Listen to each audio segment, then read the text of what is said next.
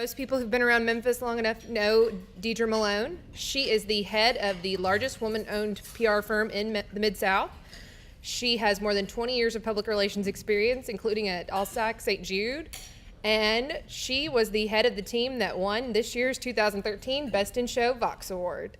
So here to talk about the Healthy Church Challenge is Deidre Malone.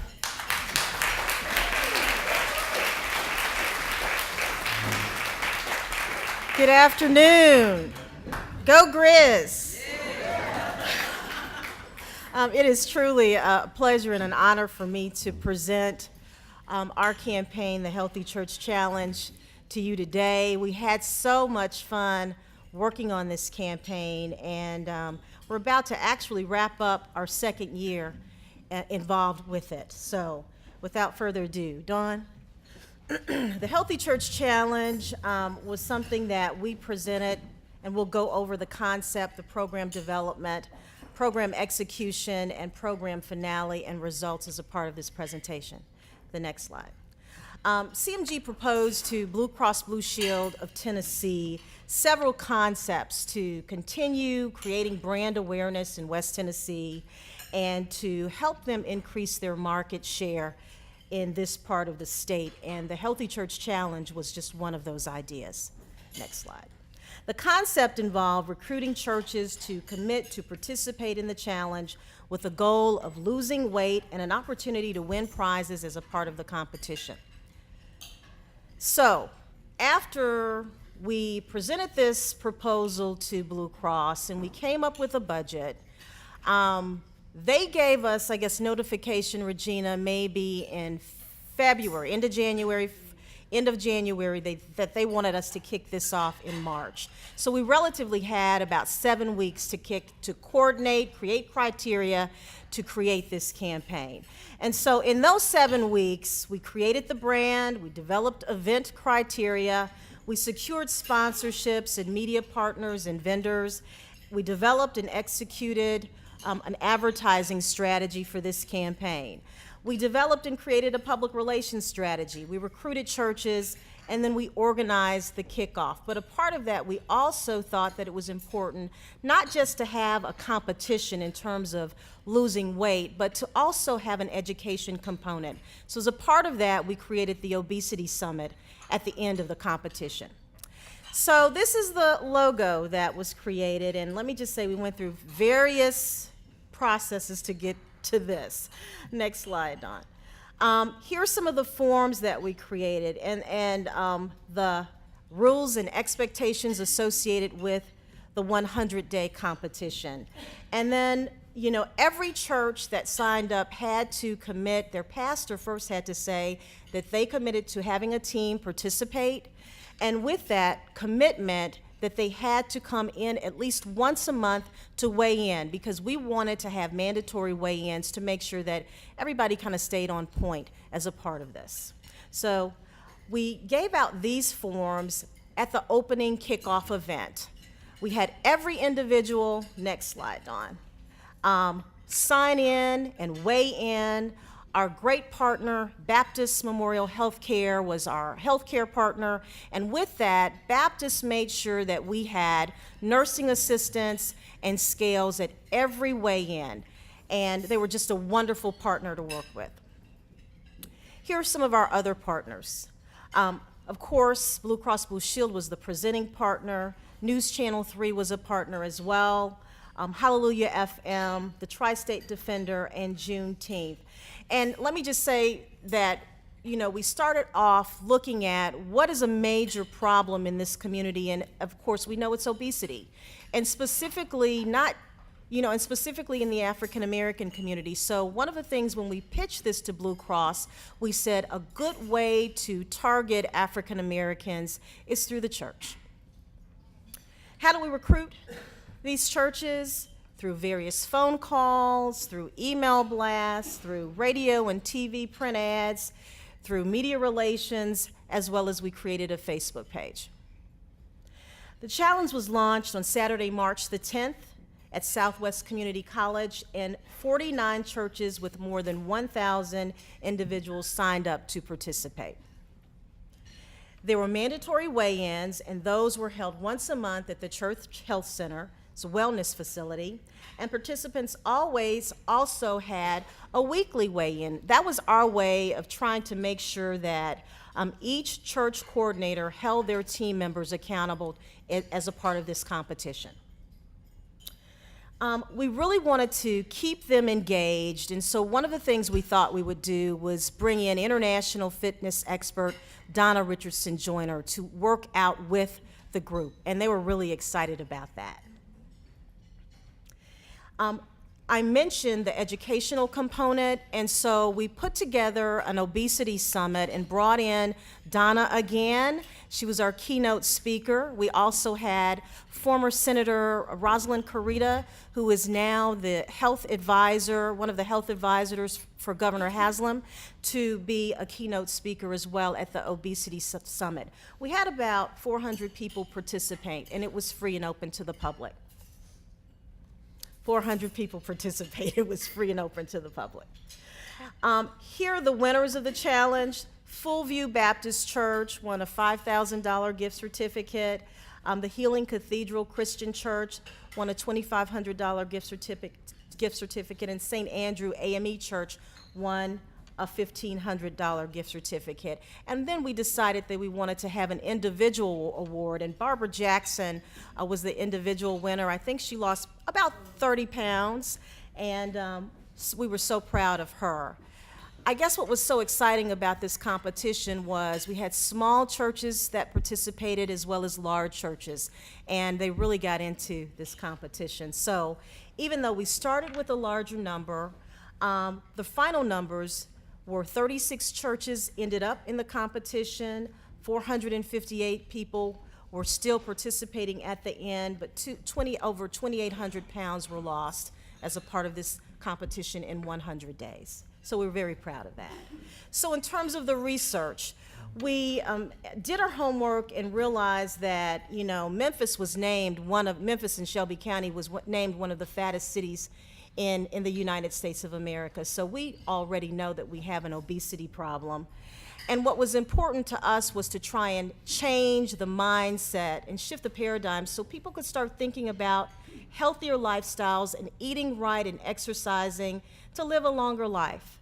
And so with that, the post-campaign research that we did was we wanted to make sure that anyone that attended the obesity summit got something from it, and we wanted to know what they learned from the obesity summit. And we also surveyed the participants of the challenge, and we adjusted this year's program based upon the research that we conducted.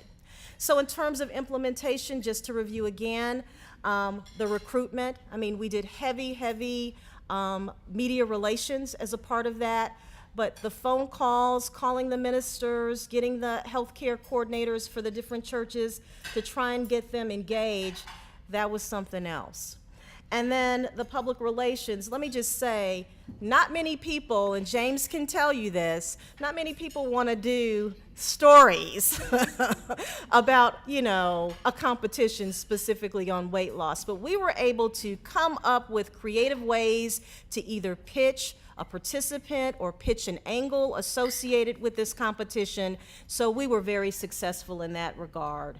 And we were able to get our participants on some of the morning shows, and then the media buys. Regina did an excellent job of when we bought media for this campaign, we bought advertising for this campaign to leverage that buy and get a lot of in-kind contribution associated with those buys.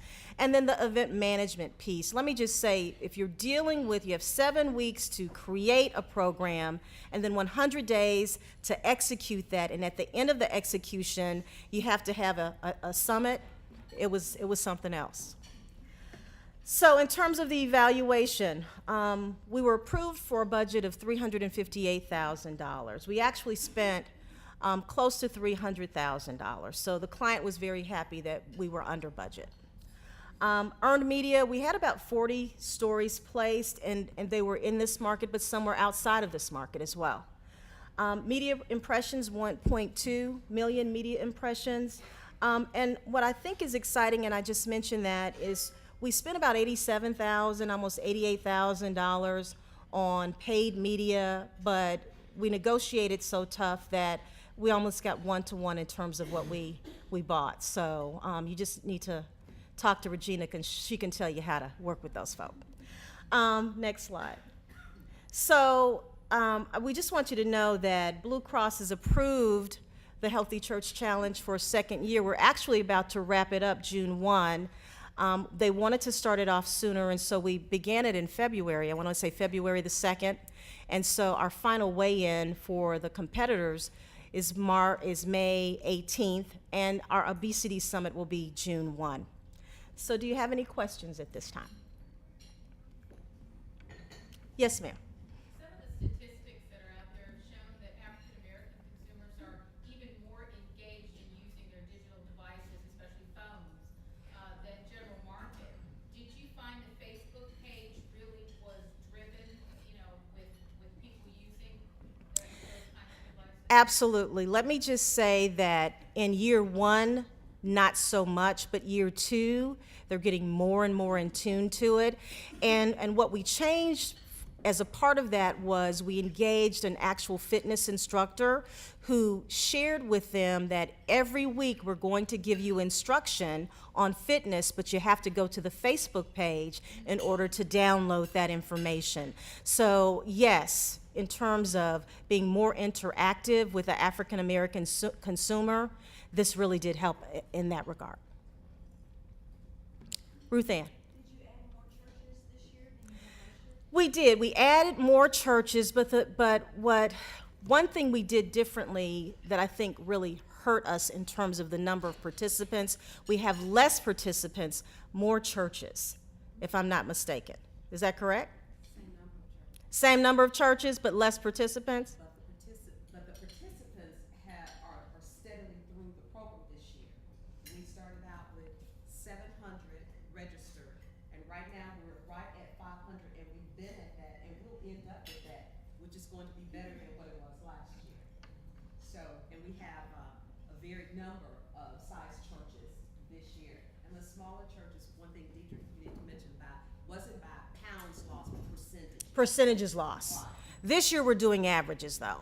But Ruth Ann, also, I think that we did not, I guess, cut back on our budget on advertising because we felt like we had a foundation and a database of churches, and so we worked the phones more. And I don't think we did any TV advertising. I did a small limited radio budget this year. And so our strategy moving forward is to recruit churches as a part of the obesity summit as well. So now that we have that foundation, we're cutting back on the budget and we're doing more phone recruitment. Kind of piggyback off her question, are there some other components that you're going to be adding to the second year as a use of the social media like Twitter? I don't think we're not using Twitter at all. We wanted to actually have a website, at least a splash page. The client didn't want that, but we at least asked for it. Now, no, we are using Twitter. Absolutely, because from the kickoff event, we had our social media coordinator tweeting out pictures and comments as associated with that kickoff. So we're using it as a part of the kickoff, and we'll also use it as a part of the obesity summit, which is actually this year the finale of the event. Last year, we partnered with Juneteenth, where we awarded the awards at the Juneteenth event. This year, we're going to have the award ceremony at our obesity summit. So, yes, ma'am.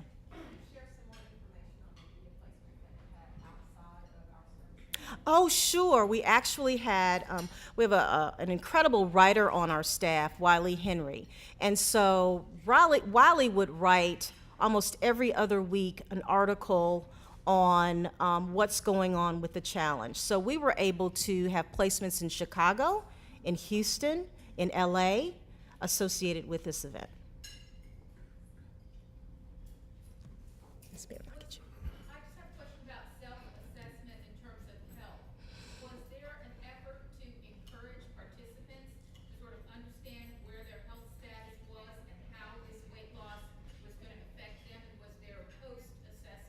Yes, at the initial weigh-in, we had a physician on staff, and let me just say, he's a real handsome man. He was my husband.